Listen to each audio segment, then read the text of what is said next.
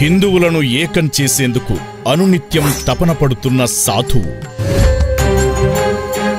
ఉభయ తెలుగు రాష్ట్రాల్లో పర్యటిస్తూ లక్షలాది మందితో హనుమాన్ మంత్రోచ్చారణతో పాటుగా హనుమాన్ చాలీసా పఠనం చేయిస్తున్నారు వారు.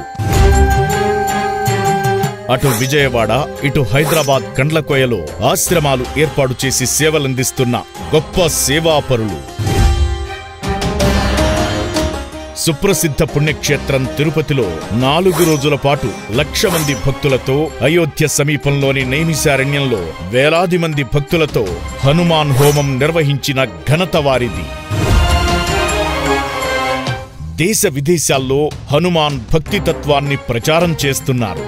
గో సంరక్షణ, స్త్రీ సంరక్షణ, దేవాలయాల సంరక్షణ కోసం ఎనలేని కృషి చేస్తున్న ఆయన విద్య, వైద్యం ప్రజలకు ఉచితంగా అందజేయాల్సిన బాధ్యత ప్రభుత్వాలపై ఉందన్న వాదాన్ని బలంగా వినిపిస్తున్న మానవతావాది. భక్తితత్వాన్ని ప్రచారం చేస్తూ ప్రజాక్షేమం కోసం కృషి చేస్తున్న శ్రీ హనుమత్ దీక్ష పీఠాధిపతి, హనుమత్ మాలధారణ రూపకర్త దుర్గా ప్రసాద్ స్వామీజీతో రియల్ టాక్ విత్ ఏకే. అన్ని వర్గాల వారిని కలుపుకపోవాలనే ప్రధాన ఉద్దేశంతో మీరు పనిచేస్తున్నారు. ఇప్పటికి చేస్తున్న కార్యక్రమాలే అంటే అంటుకుంటే ఏదో పాపం వస్తుందని, మరి ముట్టుకుంటే ఏదో అంటుకుంటుందని, ఇట్లాంటివన్నీ ఈ అనాచారాలు, మూఢనమ్మకాలు ఎక్కువగా ఉన్నాయని. ఏదైతే జపం చేసుకోవాలన్నారో ఏదైతే అదేమన్నా చెప్పగలుగుతారు? మంత్ర దేవత మీద విశ్వాసం కలిగినప్పుడే మంత్రసిద్ధి, కార్యసిద్ధి, సర్వసిద్ధి జరుగుతుందని. వర్గాల విభజన అనేది మనుధర్మం నుంచి స్టార్ట్ అయింది అంటారు. ఆది నుండి వస్తుందన్నమాట, ఈ రోజుది కాదు. ఇప్పుడు ఎంతమంది భక్తులు ఉంటారు? 25 లక్షల మంది పైన ఉంటారు.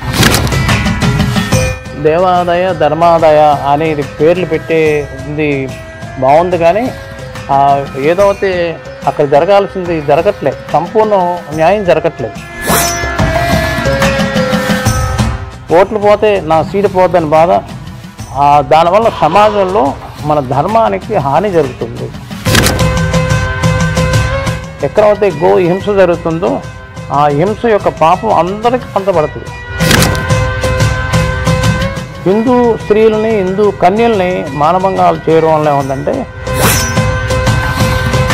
చాలామంది దేవాదాయ, ధర్మాదాయ శాఖకు వెళ్లకుండా మఠాల పరిధిలోకి వెళ్తున్నారు. మనకి ఆదాయం గంటపడుతుందని చెప్పి ఈ రకంగా వాళ్ళు విచారం చేస్తూ ఉండొచ్చు బహుశా. దుర్గా ప్రసాద్ స్వామీజీతో రియల్ టాక్ విత్ ఏకే ఈ శుక్రవారం రాత్రి 7:30 గంటలకు మీ S6 న్యూస్లో.